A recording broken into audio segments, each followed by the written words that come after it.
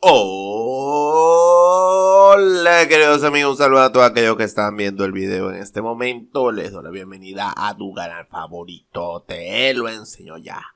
En este video te enseñaré a cómo poner este Photoshop en modo de fábrica o como nuevo, como ustedes quieran llamarlo. Bueno, para ello te invito a quedarte a ver todo el video. Bueno, hay varias opciones que debemos tocar. Primero vamos aquí a ventana. Entonces acá donde dice espacio de trabajo, vamos a darle donde dice restaurar aspectos esenciales. Luego de restaurar los aspectos esenciales, vamos a presionar la tecla Control y la letra K al mismo tiempo.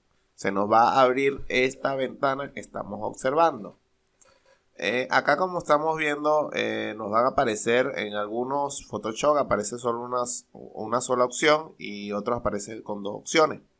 Y vamos a seleccionar primero la que dice restaurar todos los cuadros de diálogo de aviso.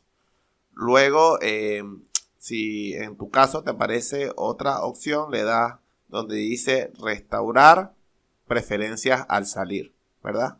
Y le vas a dar allí.